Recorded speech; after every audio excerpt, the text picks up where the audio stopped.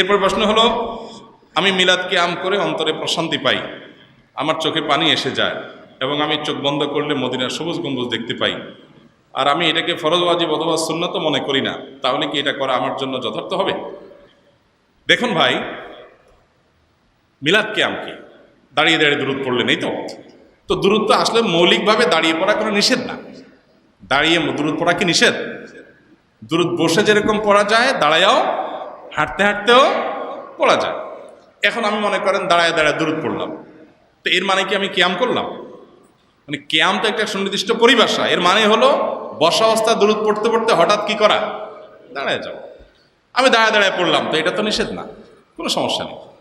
এখন নবী করিম সাল্লাল্লাহু আলাইহি ওয়াসাল্লামের প্রতি ভালোবাসার আবেগের আতিশয্যে আপনি আপনার ভিতরে কোনো বিশেষ অবস্থার তৈরি হল, এখানে শরীয়তের বিধিনিষেধের কিছু থাকবে না, যেটা নাকি ফরজ ওয়াজিব মনে না করেন, সেটা আরেকটা বিষয়।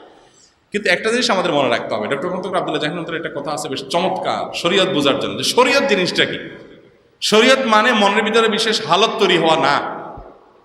শরীয়ত মানে আমার চোখের পানি বের হওয়া না। শরীয়ত মানে আমি আপনার কোনো কারামতি জাহির করে দিলাম, এই জাহির করা না। শরীয়ত হলো মুহাম্মদ সাল্লাল্লাহু আলাইহি ওয়াসাল্লামের আনুগত্য। শরীয়ত হলো মুহাম্মদ সাল্লাল্লাহু আলাইহি ওয়াসাল্লাম অনুসরণ করা। আপনার মনের ভিতরে কি অবস্থা হয়েছে সেটা ইম্পর্টেন্ট। ইম্পর্টেন্ট হলো কি? ইম্পর্টেন্ট হলো আপনি যা করছেন সেটা কোরআন হাদিসে আছে কিনা। আপনি দুরূদ পাঠ করেন, সেটা কোরআন হাদিসে আছে। কোরআন হাদিসে দুরূদ বসে দাঁড়িয়ে পাঠ করার আলাদা কোনো শর্ত দেওয়া হয়নি, আপনি যে কোনো হালতে করেন।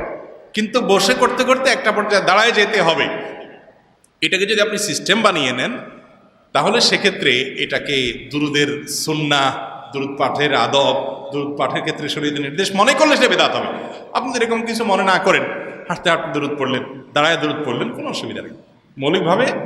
মৌলিকভাবে বসে দাঁড়িয়ে দুরূদ করতে কোনো অসুবিধা নাই, কিন্তু এটাকে আপনি আবশ্যক মনে করলে সমস্যা আছে। আর মনের অবস্থা তৈরি হলে আপনার কাছে ভালো লাগে, সেজন্য আপনি এটা করবেন, তাহলে এটার নাম শরীয়ত না। শরীয়ত হলো নবী করিম সাল্লাল্লাহু আলাইহি ওয়াসাল্লাম যেটা যেভাবে করতে বলেছেন, যেটা যেভাবে রেখে গেছেন, কোনো কিছুকে জেনারেল রেখে গেছেন উনি, আপনি জেনারেল রাখতে হবে, আপনি এটাকে বিশেষভাবে ফিক্স করতে পারবেন না কোনো পদ্ধতিতে।